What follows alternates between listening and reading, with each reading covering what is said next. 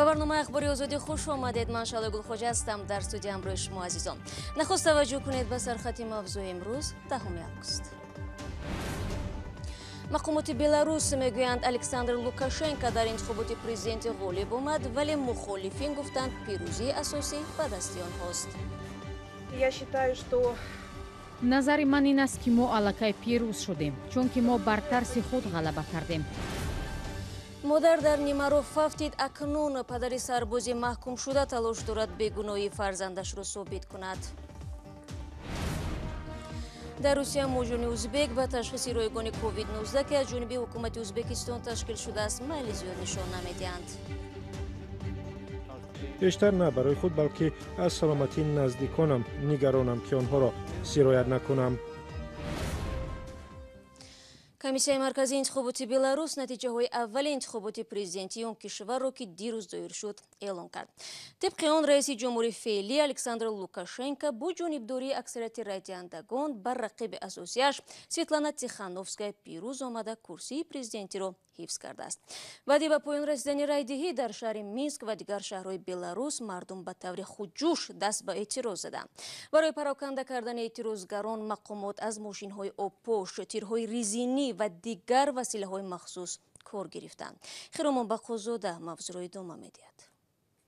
август эълон кард ки дар интихоботи президентии рӯзи якшанбе президенти амалкунанда Александр Лукашенко бо беш аз 80% райҳо баранда шудааст.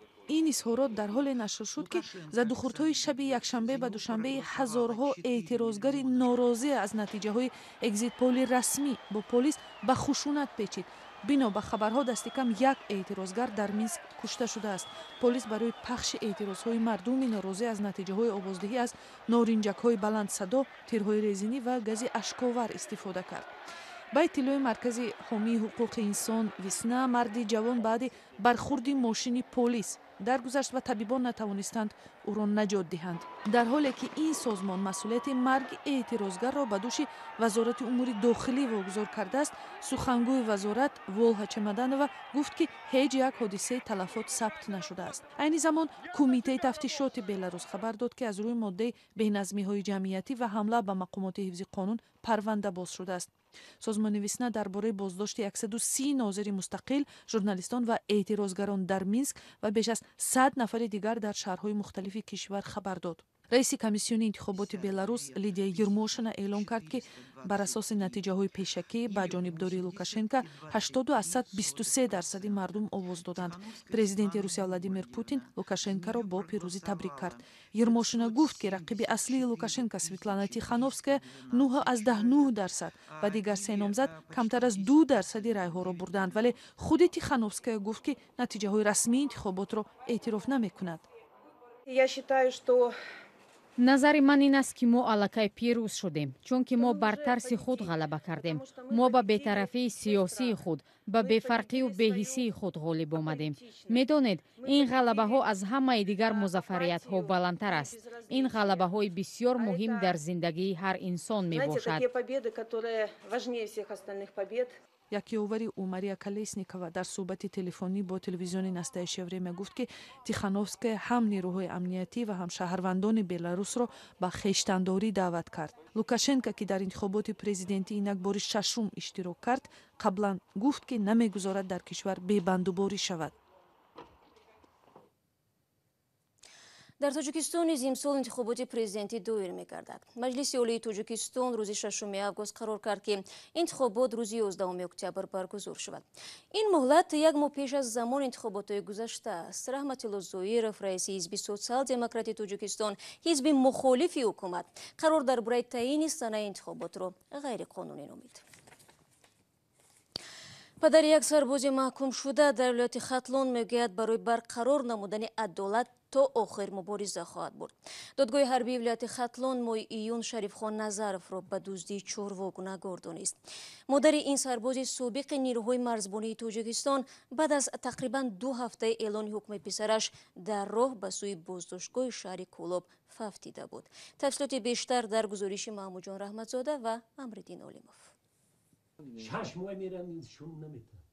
алихон назаров падари сарбози собиқи нерӯҳои марзбонии тоҷикистон ки барои дуздии чорво ба 5 соли зиндон маҳкум шуда буд мегӯяд баъди марги ҳамсараш роҳи ӯро идома медиҳад ва талош мекунад то бегуноҳии фарзандашро исбот кунад. Hanem gaş rundagu ki zanit bandagi kad daremi batırma nuraftan nemicede boloy sari zani tedayim. Ma gutu ma bachat biyo chi gut tez ba khonara bras. шарифхон назаров моҳи апрели соли гузашта ба хидмати ҳарбӣ даъват шуда дар қисми низомии 0307 воқеъ дар ноҳияи ҳамадонӣ адои хизмат мекард.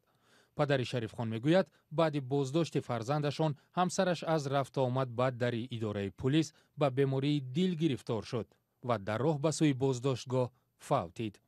Zanakoshtagi yak 20 metr az bu amu stalbay duxshay hamja ya uf mega u buy bacham omad guf mega khay zanakosh neydan hamu buy bacham zad mega hamu qati hamu sarsh daram tanem stalban tanem devul da mezanan payam aldiga u dom mega ki bidane ki mi avra çıkar badi zanakom medan megiren rost çmeknan bu ya musafir gamiyan kalimash mega maktum amira biyom ki ayagum hamsoya qarzdor ayagum suzan yachi итари бенум нишон мактум ира дарак шавта алихон назаров мегӯяд ҳоло аз болои ҳукми додгоҳи ҳарбии вилояти хатлон ба зинаҳои болоӣ шикоят бурдааст то ҳукми писараш бозбинӣ шавад. аммо сардори шӯъбаи корҳои дохила дар ноҳияи балҷувон гуфт ки шарифхон назаров ва ҳамроҳонаш дар дуздии 56 саргоҳ муттаҳам мешуданд ки исботи худро ёфтааст. ӯ гуфт ки дар баробари ин ҳоло 6 гурӯҳи дигарро дар дуздии чорво дар балҷувон ошкор карданд ва тафтишот дар ин бора идома дорад. чапа шудани акран дар шаҳри душанбе бо фоҷиа анҷомид. ҳодиса рӯзи 8 август дар яке аз сохтмонҳо дар кӯчаи сурхоб рух дод. кумитаи ҳолатҳои фавқулода мегӯяд як корманди 22-солаи ширкати хиштрез ки крани борбардор мутааллиқ ба он буд ба ҳалокат расидааст. корманди дигари ҳамин ширкат ки 23 сол дорад бо ҷароҳатҳо дар беморхона бистарӣ мебошад. крани чапашуда болопӯши чанд бинои истиқоматиро низ хароб кардааст. гурӯҳи кории махсус сабаби сар задани ин фоҷиаро таҳқиқ дорад. дар солҳои гузашта ҳам ҳодисаҳои чапашавии кранҳои сохтмонӣ дар шаҳри душанбе сабт шудааст ки иллати он шамоли сахт ва ҳолати нодурусти фанӣ номбар шуда буд. сокинон борҳо аз кори ин азим ҷуссаҳо дар фосилаи баъзан хеле наздик ба минтақаҳои аҳолинишин ва роҳҳои мошингузар нигаронӣ карданд. шумо барномаи хабари радиои озодиро тамошо доред. дар тоҷикистон муассисаҳои таълимӣ ва муҳассилин ба шурӯи соли нави хониш омодагӣ мегиранд ки аз ҳафтаи оянда оғоз мешавад. мақомот мегӯянд барои таҳсили бехатари толибилмон тамоми чораҳоро меандешанд. тибқи муқаррароти вазорати илм ва маорифи кишвар таҳсил бо назардошти талаботҳои санитарӣ, ниқоб ва фосила ҷараён мегирад.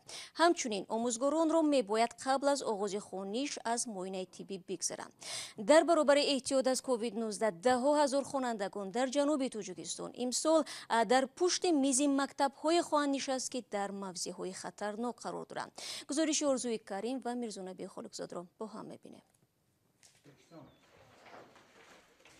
در ولایت خطلان بیش از 56 هزار خواننده مکتب تحصیل را در مکتب‌هایی که در منطقه‌های از لحاظ آفت‌های طبیعی خطرناک جایگیرند آغاز می‌کنند. مقامات میگویند در همه 119 مکتب خطرناک به خوانندگان درس‌های آمادگی به حالت‌های فوق‌العاده را می‌آموزانند. خب از طریق زمین لرزه، خب آمدن سیل، فرآمدن یارچ، فرآمدن ترما و سنگریزو عبارت میباشند که موضوع گوناگون میگذرانند و خیلی معلومات هایی که لازمه به خواننده در کار بود ما میرسونیم. باران زیاد 2 مرتبه بهار امسال در خراسان زیاد از 7 میلیون سامان ضرر مالی آورده جان 3 نفر را برد. 2 مکتب پره خراب شد. در این حادثه 67 منزل پره خراب شده، 10 خانه دیگر ضرر دیدند. از 67 خانه امروز سر کردیم. امروز تو با همین روزه، تو با همین ساعته، تو با همین دقیقه میگیم که 67 خانه قریب 90% بالا پوش کرده شد. امروز خانه ها با رنگ بور سر کردن. در خطلان در عموم بیشتر از 400 منطقه خطرناک موجود است که ساکنان در آن زندگی می کنند.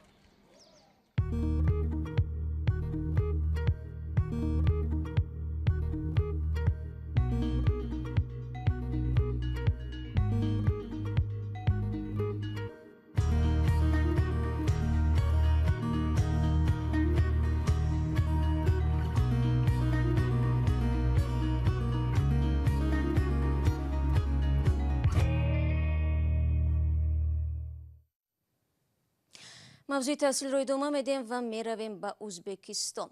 мақомоти ӯзбек ба фарқ аз тоҷикистон баргузории имтиҳони дохилшавӣ ба макотиби олиро дар дохили биноҳо амн намедонанд. Шавкат Мирзиёев, президенти Ӯзбекистон, дастур додааст ки ба хотири ҷилавгирӣ аз коронавирус имтиҳони дохилшавӣ дар майдонҳои варзишӣ гузаронида шавад.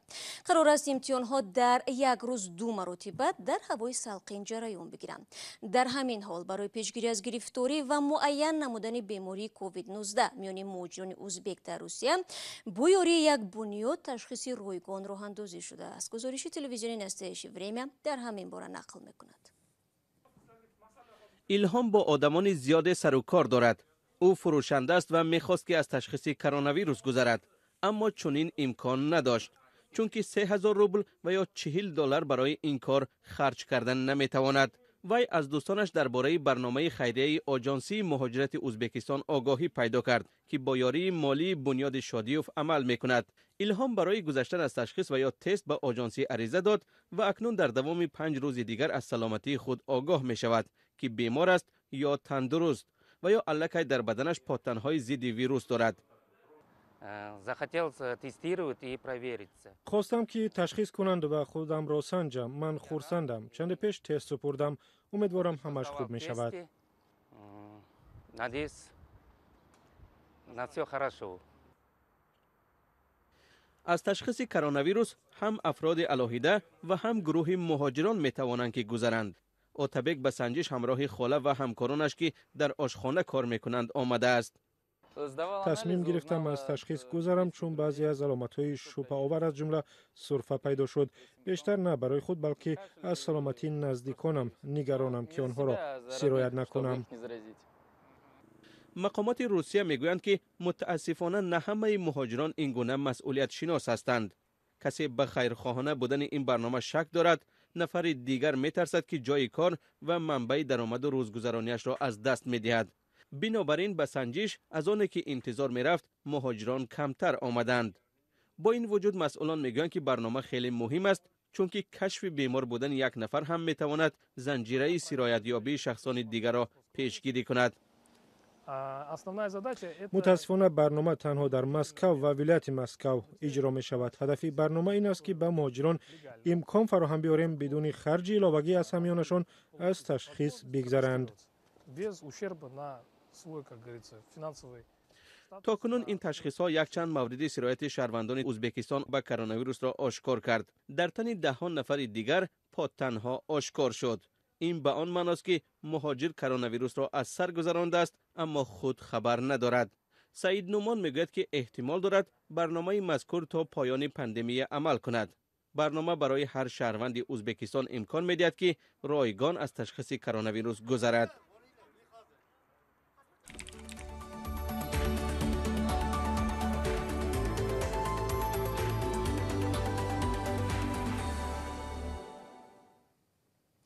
маъмурони милиса дар шаҳри душанбе овозхони ҷавон шаҳрёри давлатро барои сабту панҳ кардани пранк ё саҳнаи шӯхиомез дастгир карда бо қарори додгоҳ 10 рӯз ба ҳабс гирифтанд.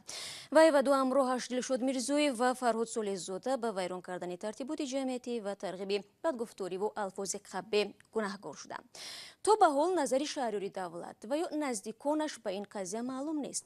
мақомот мегӯянд боздошти овозхон ва ҳамроҳонаш бо дархости корбарони YouTube сурат гирифтааст. барномаро дар ҳамин сониҳаҳо ба поён мебарем. ташаккур аз якояки шумо барои ҳамроҳ бо мо буданд. то суҳбати баъдӣ метавонед зери нишони www.ozodi.org аз вебсайти радиои озодӣ истифода кунед. наворҳои ҷолиб чун ҳамеша дар озодӣ видео канали мо дар YouTube гузошта мешавад. ҳамзамон саҳифаҳои мо дар шабакаҳои иҷтимоӣ дар хидмати шумо азизон аст. ёдатон наравад субҳи фардо ман ҳамаи шуморо дар навиди бомдодӣ мунтазир мемонам. то фардо худро эҳтиёт кунед.